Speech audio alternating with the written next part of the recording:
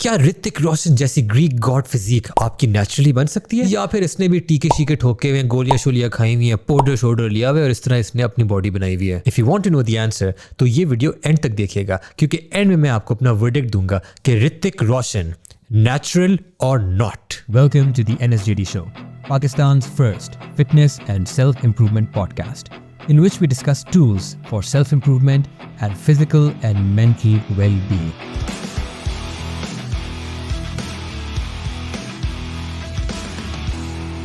Assalamu alaikum everyone and welcome back to another episode of the NSJD Show, Pakistan's first fitness and self-improvement podcast. इससे पहले कि हम ऋतिक रोशन की discussion करें, मैं आप लोग को रिमाइंड कर दूं कि ये पॉडकास्ट स्पॉटिफाई पे भी अवेलेबल है for our international listeners. So if you like this content, if you like this video, do drop us a like. उससे होता क्या है कि it helps the video reach the right audiences, and if you like this content in general तो please do subscribe to the channel. तो यार हम ये वीडियो स्टार्ट करेंगे with some hard and true facts, and थोड़ा सा हम एक बेसलाइन अपनी बनाएंगे कि एक नेचुरल फिजिक होती क्या है और ऋतिक रोशन की फिजिक क्या है। So I am sure a lot of us grew up idealising Hrithik Roshan, his physique, his dance. मेरी आप एग्जांपल ले लें, मुझे उसकी दोनों चीज़ें बहुत पसंद हैं, हमेशा इसका फ़ैन रहा हूँ, and I always wanted to kind of like look like him, kind of like embodied his personality, his dancing skills and all, and I'm sure आप लोग भी काफ़ी जो देख रहे होंगे, आप भी इन चीज़ों से काफ़ी impressed होंगे। लेकिन इंसान जब एक्चुअली मैदान में आकर उतरता है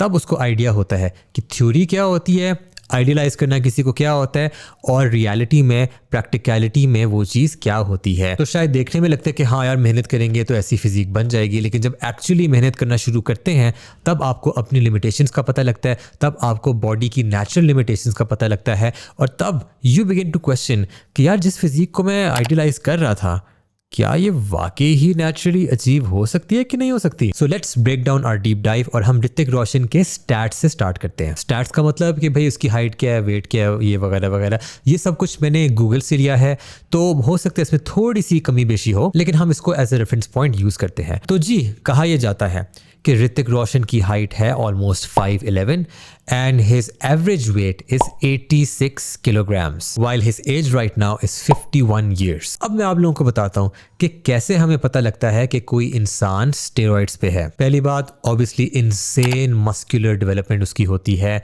रगें हर जगह फैली हुई होती हैं, जिसम में रगें बाहर निकल रही होती हैं, और इनसेन किस्म की muscular growth over a short period of time उस इंसान ने देखी होती है। I am talking about anabolic steroids right now by the way, and according to recent studies, naturally एक इंसान over a period of let's say at least 10 years they can put on, और मैं मेल्स की बात कर रहा हूँ, between 20 and 40 pounds of muscle depending on their genetics, their training, their diet and everything else। So that's between like 9 till 18 kg of pure muscle जो कि एक मेल इंसान नेचुरली पुट ऑन कर सकता है through out the course of their body building journey. दूसरा ये कि आपने अक्सर देखा होगा कि जो लोग स्टीरॉइड्स को काफ़ी ज़्यादा अब्यूज़ करते हैं उनके हाथ बड़े होना शुरू हो जाते हैं। No, I am not sure if this is a side effect of human growth hormone के क्या, लेकिन हाथ बड़े होना दैट्स काइंड ऑफ वियर्ड। और अगर आप उन लोगों से हाथ मिलाओ तो आपको पता लग जाता है कि 1-2 साल पहले इसके हाथ तो ऐसे नहीं थे, तो 1-2 साल में इसके हाथ भी बड़े हो गए। Like that doesn't make sense unless you like in your growing years, right. दूसरा ये कि उस इंसान को हेयर लॉस शुरू हो जाता है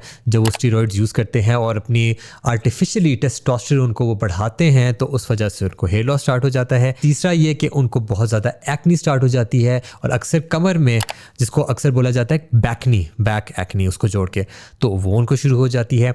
and lastly which is a very bad sign to see कि उनका जो वेस्ट है ना वो ब्लॉकी सा होना शुरू हो जाता है, बड़ा होना शुरू हो जाता है, या उनकी बेली थोड़ी सी प्रोट्रूड करना शुरू हो जाती है और निकलना शुरू हो जाती है, even though they have abs, which is some used to say कि it's a result of human growth hormone, but recently पता चला है कि वो इंसुलिन का अब्यूज़ करने से ये चीज़ होती है। और इसके अलावा और भी बहुत से क्यूज़ हैं जो कि विजुअल क्यूज़ नहीं है, लेकिन उनसे भी पता लगता है कि ये इंसान स्टेरॉइड्स पे है। मसलन उसके फजूल के मूड स्विंग्स, फजूल का गुस्सा चढ़ना, फजूल का अग्रेसिव होना, सेक्स ड्राइव कम हो जाना, तो ये चीज़ें हैं जो कि हमें नज़र नहीं आ रही होती, लेकिन जो स्टेरॉइड्स को अब्यूज़ कर रहा होता है, specially anabolic steroids for muscle growth, उसको ये साइड इफ़ेक्ट्स फेस करने पड़ते हैं। Now before I dive deeper into this, मैं आप लोगों को एक पॉडकास्ट का क्लिप दिखाता हूं जिसमें क्रिस गेथिन, जो कि ऋतिक रोशन का ट्रेनर बना था बैक इन 2011, वो क्या कहते हैं ऋतिक रोशन के बारे में। And for the sake of clarity, क्योंकि ऋतिक रोशन के बार बार ट्रांसफॉर्मेशन हो चुके हैं जिसमें वो आउट ऑफ शेप जाता है, जिसमें हम will dive deeper into that,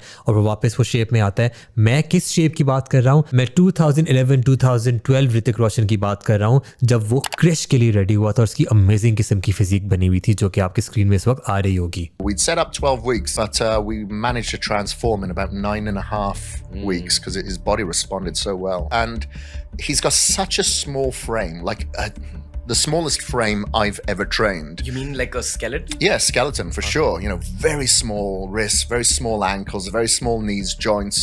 So a little bit of muscle on him looks a massive amount of muscle. You know, so when we got in shape for Krish, you know, he looked his absolute biggest, but he was only like 68 kilos. Very, Wow, very, really? and yeah, the guy's 6 foot. तो Chris गेथिन की बातों की अगर हम एक summary निकालें तो वो ये कह रहा है कि ऋतिक रोशन की body responds really well to training, और वो मसल मेमोरी की बात नहीं कर रहा, वो जनरली कह रहा है कि यार वो बहुत तेज उसकी बॉडी रिस्पॉन्ड करती है। दूसरा ये कि ऋतिक रोशन की फिजिक एक एक्टोमॉर्फ फिजिक है। 3 तरह की फिजिक्स होती है ना, depending on your genetics, you're either an ectomorph, an endomorph और अ मेसोमॉर्फ। एक्टोमॉर्फ वो लोग होते हैं जो नेचुरली स्किनी, पतले, कमज़ोर, हड्डियाँ निकली हुई, लैंकी, जो भी कर लें, जो भी खाएं, उनसे वेट गेन बहुत मुश्किल से होता है। That type of a physique is an ectomorphic physique, जो कि ऋतिक रोशन की है। तो उसका एक स्मॉल फ्रेम है और उसके छोटे छोटे जॉइंट्स हैं। तो जब एक इंसान के छोटे छोटे जॉइंट्स होते हैं और वो मसल बिल्ड करना शुरू करता है, तो उसका जो मसल है it looks actually bigger than it actually is. For example, मैं आपको बताऊँ, मेरे भी छोटे छोटे जॉइंट्स हैं, मैं भी छोटा छोटा सा इंसान हूँ।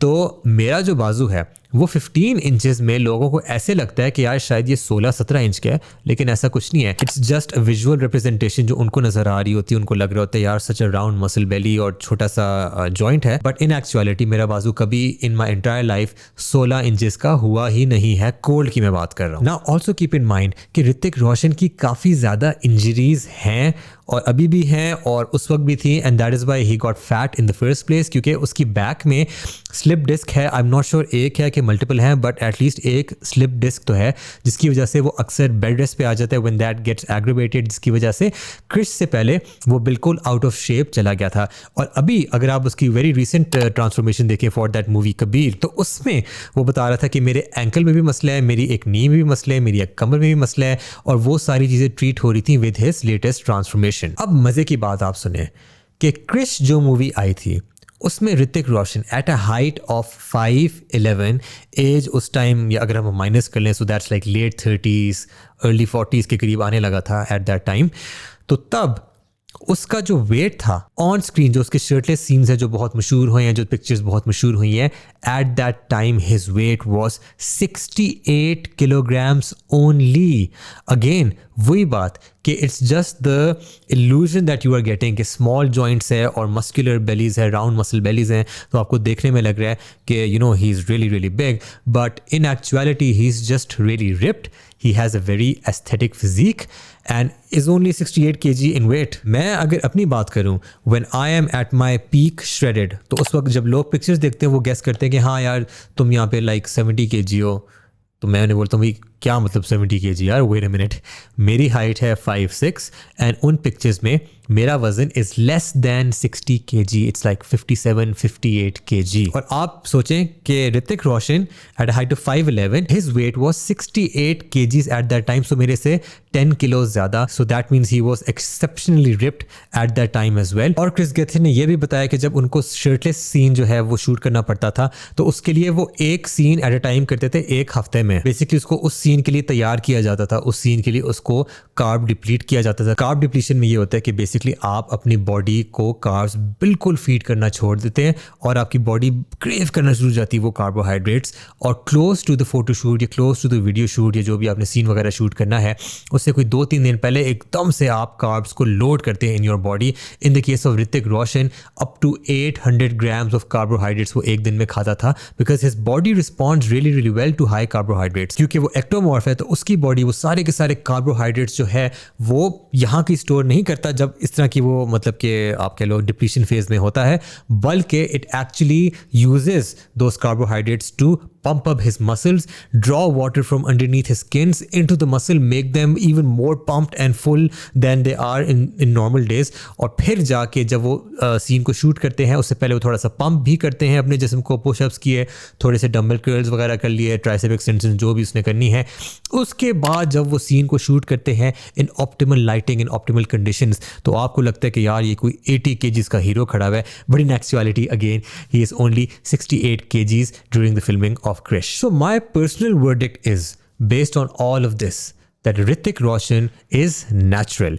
He was natural जब वो Krish उसने शूट की थी, he was natural जब उसने कबीर शूट किया, he was natural जो अभी एक मूवी आई है यार वो जो टॉप गन की तरह की है, मैं उसका नाम भूल गया हूँ, उसमें भी वो natural था. You have to keep in mind कि उसकी genetics किस तरह की है.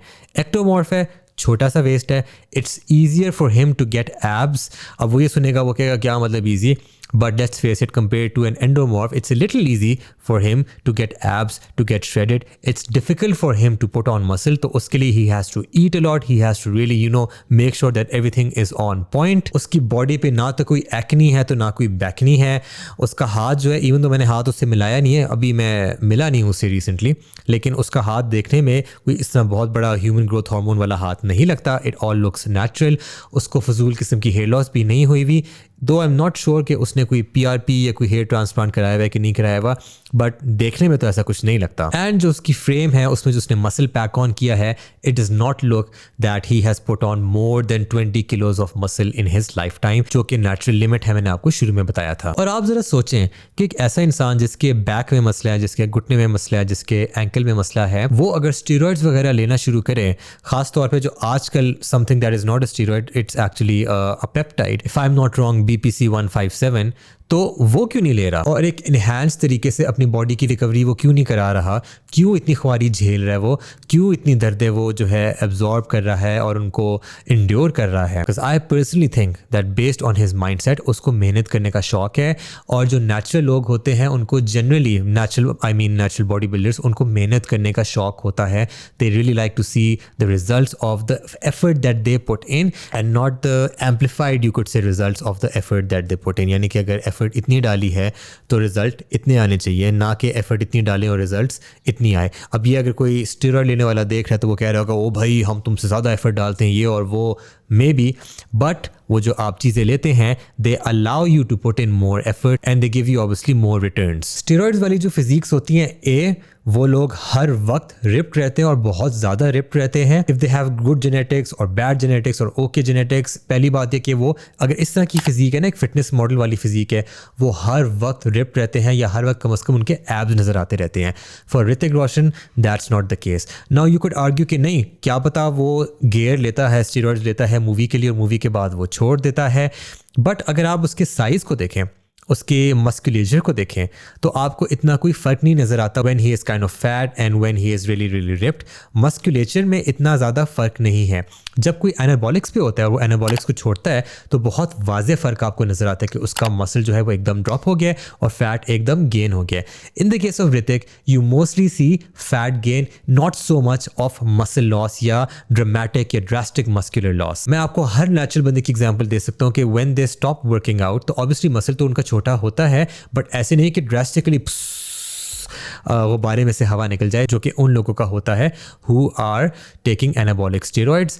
और अगर आप बात करें रिप्ड होने वाली जो ड्रग्स हैं जिसमें आपका ट्रेंड भी आ जाता है और आपका क्लेनब्यूटेरॉल भी आ जाता है, तो to be very honest it doesn't look like Hrithik needs those things because again he is an ectomorph. उसकी असली स्ट्रगल्स मुझे ये लगती हैं कि वो इंजर ना हो या अपनी इंजरीज को एग्रेवेट ना करे. वेरी सिमिलर टू माइन, क्योंकि मेरा भी आजकल जिम में ये सीन चल रहा है कि यार इंजर ना हो जाऊं या जो दर्दें हैं वो और ना बढ़ जाए या जो करंट दर्दें हैं उनको कम करना है. खैर मेरा उसमें तो बहुत लेवल्स का फ़र्क है. He has a lot more training experience and obviously I think उसकी मसल मेमोरी भी बहुत ज़्यादा इन चीज़ों में यूज़ होती है, जो कि उसके कोच ने इतना एक्नॉलेज नहीं किया. I am not sure why, but I think muscle memory उसकी बहुत ज़्यादा ट्रांसफॉर्मेशंस में यूज़ होती है to give it that dramatic transformation type look. तो हाँ यार, Hrithik Roshan, you're safe. And my final verdict on this natty or not video is that Hrithik Roshan, you are natty. और मैं सोच रहा हूँ कि इसको एक काइंड ऑफ एक वीडियो सीरीज बना लूँ जिसमें मैं एनालाइज करूँ कि ये जो इंसान है ये नेचुरल है कि नहीं है, और इन अदर वर्ड्स नैटी और नॉट किस्म की एक वीडियो सीरीज बनाऊँ. And I give you guys cold hard facts as to why I think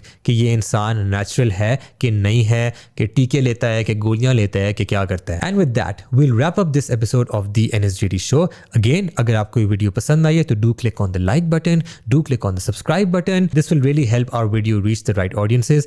And if you are an international listener, then you can listen and watch this podcast on Spotify as well. तो मिलते हैं हम next video में जिसमें again मैं किसी celebrity के बारे में बात करूंगा if this person is natural or not. तब तक के लिए this is NSJD signing out. Allah Hafiz.